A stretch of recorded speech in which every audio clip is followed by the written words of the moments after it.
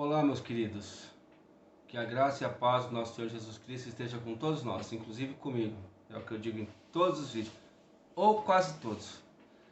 Irmãos, sejam todos muito bem-vindos e vamos a mais um estudo da palavra do Senhor, da palavra da salvação. E eu peço para que, se vocês gostarem, dê o like, compartilhem o vídeo e se inscrevam também para que o YouTube possa enviar esse vídeo para muitas pessoas, para que todos possam estudar um pouquinho da palavra do Senhor e, quem sabe, seguir a Jesus Cristo e entregar a sua vida a Ele, em nome de Jesus. Amém? Vamos lá, hoje vamos falar sobre o que significa buscar em primeiro lugar o reino de Deus e a sua justiça. Vamos lá? A frase buscar primeiro o reino de Deus e a sua justiça, quem quer um café? Significa que o governo soberano de Deus em nossa submissão a Ele deve ser prioridade em nossa vida. Nossa maior preocupação deve ser o nosso relacionamento com Deus, dessa forma e ser a forma com que o reconhecemos e o honramos como Rei em todos os aspectos da nossa vida. Jesus disse essa palavra num contexto onde ele fala da ansiosa solicitude pela vida. Então ele ensina os seus seguidores que não faz sentido andar ansiosos, preocupados, quando se reconhece a soberania e a providência divina. Por isso ele diz: buscai primeiro o reino de Deus e a sua justiça, e todas essas coisas vos serão acrescentadas. Está escrito no livro de Mateus, capítulo 6, versículo 33. Como foi dito, o ensino para buscar primeiro o reino de Deus e a sua justiça aparece no sermão onde Jesus ele fala da pequenez e da incoerência das preocupações terrenas em frente ao conforto que há na certeza e na soberania da bondade do Senhor. Buscar primeiro o reino de Deus e sua justiça são as palavras que fazem todo o sentido para aqueles que reconhecem o Senhor Deus como Rei em todas as esferas da sua vida. Buscar em primeiro o reino de Deus implica literalmente em dar-lhe a prioridade que lhe é devida. Enquanto os ímpios andam preocupados buscando desesperadamente coisas temporais, os seguidores de Cristo são convidados a buscar antes de tudo o reino de Deus e a sua justiça, como diz o apóstolo Paulo. Nosso foco não deve estar nas coisas visíveis e temporais, mas nas coisas invisíveis e eternas. Segunda carta a Coríntios, capítulo 4, versículo 18. Café, café, café. E eu que fiz? Eu sei fazer um café, um ovo frito, um miojo. Ó, bom, hein? Já é o começo, né? Quando alguém reconhece, recebe e se submete ao reinado de Deus, consequentemente a justiça estará presente. Em seu comentário no Novo Testamento, é um nome complicado, está escrito W. Hendrickson. Observa que o reino de Deus implica em justiça, e não há como separar o reino e justiça. Essa justiça é tanto imputada quanto comunicada. Isso significa que a justiça é uma condição jurídica, ou seja, a justiça de Cristo imputada no crente, mas ela é também uma conduta ética, em uma vida justa e reta. Como buscar? Como buscar o reino de Deus e a sua justiça, irmãos? Quando falamos em buscar o reino de Deus e a sua justiça, devemos considerar dois pontos importantes. Em primeiro lugar, devemos entender que o reino e a sua justiça são dons que nos são concedidos pela graça do Senhor, pela graça de Deus. Jesus diz: buscar em primeiro lugar o seu reino e a sua justiça. Esse reino e essa justiça não são intrinsecamente nossos, isso, frutos de nossas próprias virtudes, mas são de Deus. Pertence a Ele e é Ele quem nos concede graciosamente esses dons. Contudo, Jesus aconselha aos seus seguidores a se apropriarem cada vez mais dessa dádiva divina através de uma busca correta e incessante. Buscar aqui implica em um esforço constante e comprometido para se obter algo, mas não há qualquer condição em dizer que o reino e a sua justiça são dons de Deus que devemos buscá-los. Hendrickson diz: aqueles que recebem de Deus a dádiva de seu reino e sua justiça se tornam muito ativos em seu novo princípio de vida. Ele explica que aqueles que reconhecem Deus como rei em suas vidas trabalham com muito empenho, não por meio de algo que haja em si próprio, mas através do poder que lhes está sendo constantemente fornecido pelo Espírito Santo. Amém, irmãos? O apóstolo Paulo nos ajuda a entender isso quando diz: assim também operai a vossa salvação com temor e tremor. Mas antes que alguém possa pensar que essa ação vem de nossas próprias forças, ele explica: porque Deus é o que opera em vós, tanto no querer como no efetuar, segundo sua boa vontade. Está escrito em Filipenses, capítulo 2, versículo 12 ao 13. O café tá bom. Tá ótimo.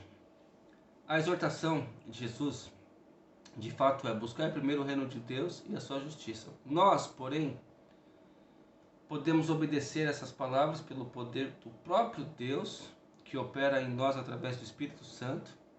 Nós recebemos o seu reino e a sua justiça, então agora direcionamos toda a nossa vida em completa devoção à sua vontade e dedicação à sua obra. Nós fazemos todas as coisas não mais para a satisfação da nossa carne, mas para a glória de Deus. Amém, irmãos? Buscando primeiro o reino de Deus e vencendo a ansiedade. Antes de Jesus Cristo exortar os seus seguidores a buscar primeiro o reino de Deus e a sua justiça, ele falou muito claramente sobre a inutilidade de alguém viver ansioso com as coisas passageiras desta terra. Inclusive, Jesus apontou para as aves do céu e os lírios do campo como evidências da provisão divina. Ele diz: olhar para as aves, né? Não trabalham nem cegam, mas o nosso Deus providencia o alimento delas. E olhar para os lírios do campo. Jesus disse que nem mesmo Salomão, em toda a sua glória, se vestiu como um lírio que hoje amanhece e amanhã é lançado no fogo. Se Deus veste a erva do campo, quanto mais vestirá vós, homens de pouca fé. Está escrito no livro de Mateus, capítulo 6, versículo 25 ao 29. A preocupação demasiada com as coisas da vida cotidiana é reflexo de uma pequena fé. É falta de uma confiança plena na bondade do Pai Celeste, que conhece todas as necessidades dos seus filhos. Quando buscamos primeiro o reino de Deus e a sua justiça, entendemos verdadeiramente quem cuida de nós. E todas estas coisas vos serão acrescentadas. Também é importante entender que esse ensino de Jesus não é um tipo de motivação para uma vida de ociosidade. Jesus não está desencorajando o trabalho. Ele não está dizendo que os crentes deveriam ficar parados esperando seu sustento cair do céu. Não, de forma nenhuma. Ele simplesmente está dizendo que os seus seguidores devem colocar a confiança em Deus acima de qualquer coisa.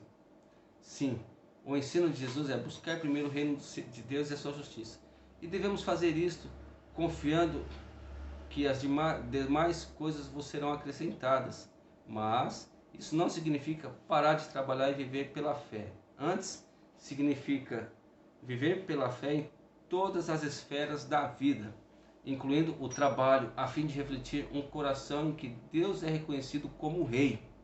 O trabalho digno é o meio básico pelo qual Deus supre as nossas necessidades. Então, se por um lado temos a advertência, buscar primeiro o reino de Deus e a sua justiça, por outro lado temos a maravilhosa promessa: e todas essas coisas vos serão acrescentadas. Todas essas coisas que nós ficamos ansiosos em ter. Mas é aquilo, precisamos buscar a Deus. O Hendrickson chama essa última parte de recompensa da graça. O que seriam essas coisas que nos são acrescentadas quando buscamos o reino de Deus e a sua justiça? O próprio contexto do sermão Jesus não nos deixa dúvida. Essas são coisas essenciais para a nossa sobrevivência. Aqui não há qualquer espaço para supostas promessas de riquezas e prosperidades.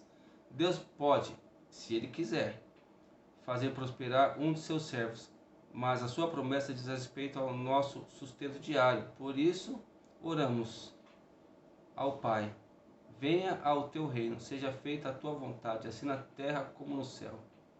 O pão nosso de cada dia nos dá hoje. Está escrito em Mateus, capítulo 6, versículo 10. Portanto, buscar primeiro o reino de Deus e a sua justiça. E comprometa-se com o governo de Deus de forma correta. Ok, irmãos? Devemos nos comportar. Agora, uma pequena reflexão sobre esse estudo. Muitas pessoas, elas dizem assim, né?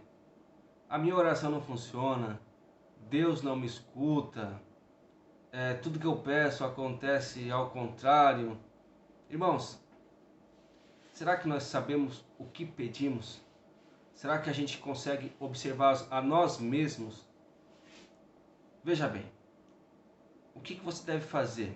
Você deve buscar o reino de Deus e a sua justiça. Mas, irmãos, vocês devem esperar o quê? Não bênção, assim, glória, dinheiro, coisas terrenas. Não. Você deve esperar a presença do Senhor.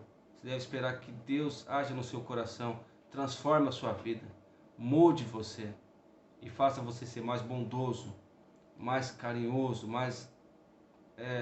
que faça mais caridades, que exale amor ao próximo, justiça, essas coisas, irmãos. Nós não devemos esperar por dinheiro, por riquezas, por bens materiais. Isso é passageiro. Isso passa, isso vai embora. Isso fica aqui na terra e nós vamos embora. Nós temos que buscar o reino do Senhor. Nós temos que buscar a Deus. Nós temos que ser justos. Aí eu falo, quando a gente pensa que Deus não ouve as nossas orações, nós temos nos observado, nós temos visto as coisas que nós fazemos, nós estamos certos, nós deixamos de mentir, nós deixamos de prejudicar alguém, deixamos de fazer as coisas erradas. Se nós não conseguimos fazer essas coisas, como podemos exigir alguma coisa do nosso Senhor Jesus Cristo, do nosso Deus? Primeiro nós temos que mudar a nossa conduta, nós temos que honrar o Senhor, nós temos que colocar o Senhor à frente de todas as coisas da nossa vida, para que possamos fazer com que Ele sinta orgulho de nós. Assim, viveremos tranquilos, seremos felizes de verdade e andaremos em plena justiça, na justiça do Senhor. E aí não vamos reclamar de mais nada, porque quanto menos da terra, mais dos céus, mais de Deus em nossa vida. E menos da terra nos fará falta. Essa terra não tem nada a nos oferecer, irmãos. Quando nós entregamos a nossa confiança no Senhor, nada pode nos atingir. Mas quando nós entregamos a nossa confiança no nosso semelhante, estamos sujeitos a decepções. Com certeza. Mas Deus é perfeito. E Ele nunca vai decepcionar a gente, se nós colocarmos nossa confiança no Senhor. Então peço, irmãos, coloquem a tua confiança no Senhor. Confie nele. E nada te afligirá. Nada lhe fará mal. E você será correto e direito. E fará tudo certo. Porque você vai sempre lembrar do seu Senhor e do nosso Jesus Cristo. Aquele que se sacrificou por você, para que através do seu sacrifício nós pudéssemos ter a possibilidade de sermos salvos.